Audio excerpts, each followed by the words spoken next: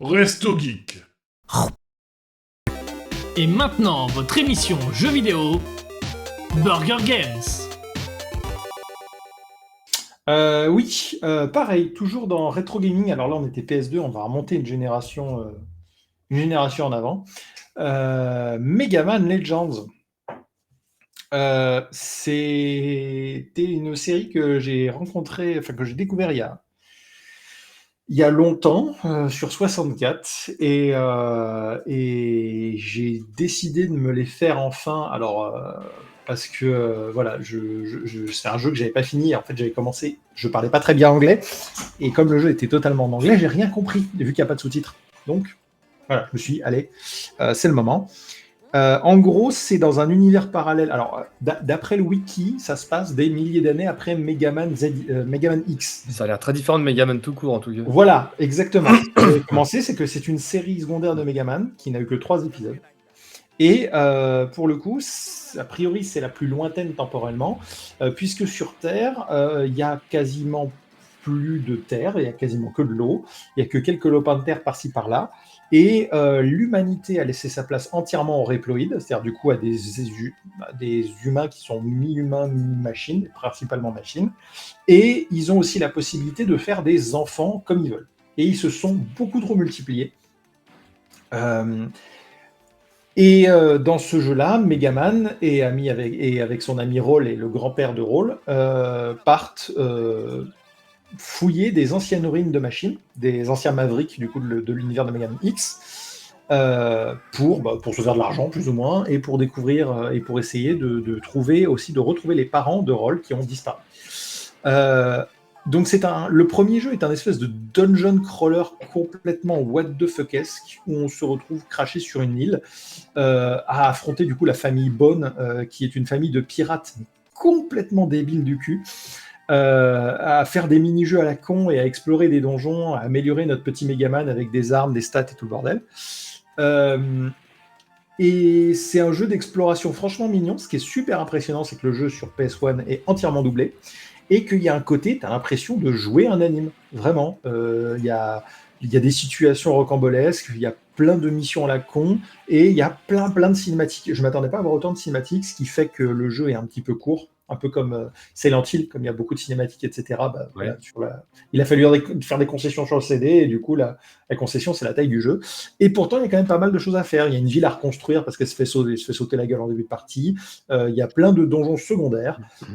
Et le boss final nous amène un scénario auquel je ne m'attendais pas, parce que le jeu était super léger, super mignon, et à la fin du jeu, le jeu te dit « Ah non, mais en fait, mon scénario, il est super dark. » Ok, d'accord. Et en fait, le 1 n'est qu'un tremplin pour Mega Man Legends 2. Alors, il y a un jeu entre les deux, mais c'est un jeu qui n'a rien à voir scénaristiquement avec le 1 et le 2, donc je le passe sous silence et je ne l'ai pas encore fait. Mais du coup, Mega Man Legends 2, c'est la suite directe de Mega Man Legends 1. Et du coup, on retrouve enfin la trace des parents de Roll, et le jeu est un update graphique et de gameplay, mais de fou furieux par rapport au 1. Le 1, on a l'impression que c'était une espèce de prototype, alors que le 2, du coup, amène beaucoup d'armes supplémentaires, il amène beaucoup de contenu supplémentaire, des situations bien plus variées. Il amène Alors, il y avait déjà une espèce de semi-monde ouvert, mais qui n'était pas très intéressant dans le 1. Là, on a plein de petites zones sous la forme d'un monde ouvert, avec une carte du monde qu'on peut explorer, des personnages complètement cons, encore plus que dans le 1, mais avec un sous-scénario qui est franchement assez, pas sombre, mais plus sérieux. Ça reste un dungeon crawler dans l'âme, mais il y a beaucoup plus de situations. En gros, c'est presque un jeu de combat-action, puisqu'au final, le donjon et l'exploration sont plus là pour nous amener à trouver du stuff. Par contre, il y a plein de donjons secondaires et des donjons super durs, notamment tous ceux qui se plaignent du donjon de l'eau dans Zelda 64. Je vous demande d'arrêter de vous plaindre. Ne faites pas le donjon de l'eau de Mega Man. C'est une horreur. C'est horrible. C'est l'un des pires donjons que j'ai jamais fait de ma vie dans tous les jeux vidéo du monde.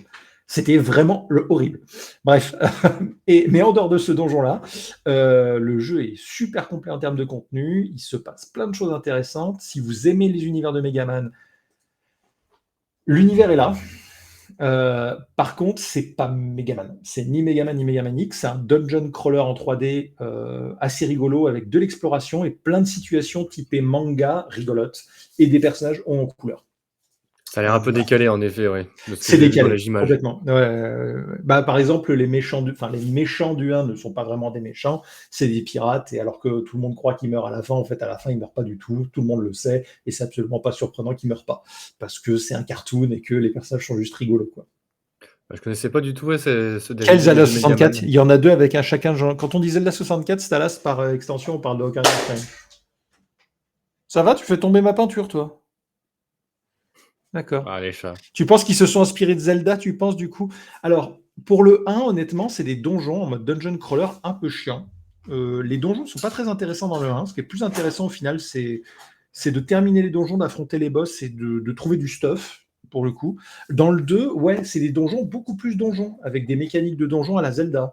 C'est-à-dire, du coup, il faut aller trouver des clés, il faut aller dans une zone à l'autre. Par exemple, dans le donjon de l'eau, bah, du coup, il faut jouer avec le niveau de l'eau pour pouvoir... Alors, Megaman peut respirer sous l'eau, mais du coup, quand il est sous l'eau, il peut sauter plus haut et il peut se déplacer différemment.